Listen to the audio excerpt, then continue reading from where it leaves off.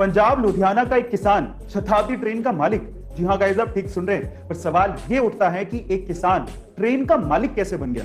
Actually हुआ कुछ यूं कि सन 2007 में रेलवे ने लुधियाना चंडीगढ़ ट्रैक के लिए एक किसान सनपूरन सिंह की जमीन का अधिग्रहण किया था और उसके लिए किसान को 1,47,00,000 रुपया रेलवे ने देना था, लेकिन रेलवे ने सिर्फ 42 लाख रुपए का ही भुगतान किया। अब बाकी पैसे नहीं मिले, इसी वजह से किसान सन 2012 में कोर्ट पहुंच गया।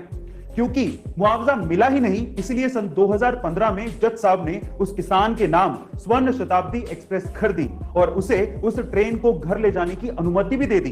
पर पैसेंजर ट्रेन का ऐसा अधिग्रहण पॉसिबल नहीं था, इसीलिए वो ट्रेन अभी भी टेम्परेरी वे से कोर्ट के ही पास है और आप इसकी वीडियो YouTube पे भी देख सकते हैं। कैरिबियन में जैक स्पैरो का किरदार निभाने वाले जॉनी डेप, जिनके दुनिया भर में करोड़ों चाहने वाले हैं, एक बार उनकी बेटी लिली रोज को किडनी फेलियर की वजह से हॉस्पिटलाइज होना पड़ा था। तब वो सिर्फ 7 साल की थी।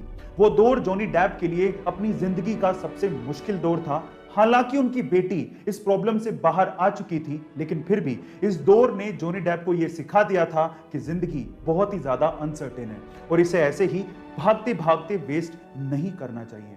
उसके बाद से जॉनी डेप को जब भी समय मिलता, वो हॉस्पिटल बच्चों से मिलने के लिए पहुंच जाते। एक बार तो वो जैक स्पैरो की कॉस्ट्यूम पहन के ही अपने फैन से हॉस्पिटल मिलने पहुंच गए थे। गाइस, क्या आपको इसके पहले तक जॉनी डेप की हकीकत मालूम थी? सोशल मीडिया प्लेटफॉर्म इंस्टाग्राम को यूज करते हो तो आपको ये पता ही होगा कि आप इंस्टाग्राम पे किसी प्राइवेट प्रोफाइल को सिर्फ तभी देख सकते हो जब आप एक दूसरे को फॉलो कर रहे हो, अदरवाइज आप इंस्टाग्राम पे प्राइवेट प्रोफाइल को नहीं देख सकते। लेकिन मुंबई के रहने वाले मयूर ने इसमें खामी ढूंढ डाली। जी हाँ गाइस, मुंबई के रहने वाले मयूर ने इंस्टाग्राम में एक बग ढूंढा जिसके जरिए वो इंस्टाग्राम की किसी भी प्राइवेट प्रोफाइल को देख सकते थे और इस बात की जानकारी उन्होंने तुरंत फेसबुक को दी और फेसबुक ने एनालाइज करने के बाद ये माना कि हाँ, ये खामी थी, ये बग इंस्टाग्राम में मौजूद था और उसके बाद उन्होंने इसको ठीक किया और उसके बाद फेसबुक की तरफ से ईमेल के जरिए मयूर को यह जानकारी दी गई कि उन्हें बाउंटी के तौर पे $30,000 यानी कि लगभग 22 लाख रुपए का इनाम दिया जा रहा है।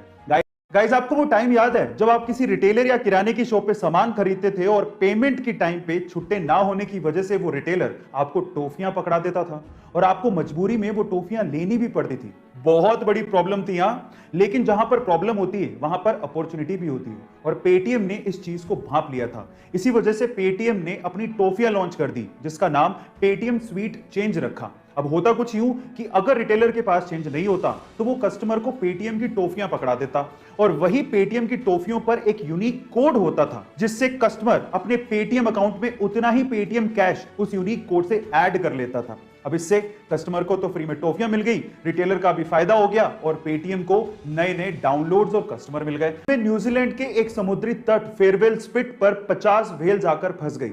वो तो किस्मत थी कि वहां पर व्हेल्स को बचाने के लिए बहुत से वॉलंटियर्स आ गए। सबसे पहले उन्होंने व्हेल्स को शांत किया, फिर उसके बाद अधिकतर व्हेल्स को समुद्र में पहुंचा दिया। लेकिन अद्भुत नजारा तब देखने को मिला जब जान बच जाने के बाद 2 व्हेल्स गाना गाने लगी और वो भी खुशी में। सुनिए गाइस, ऐसा अद्भुत नजारा आपने पहले कभी नहीं देखा होगा। इस नजारे को देखने के बाद आपको कैसा फील हुआ?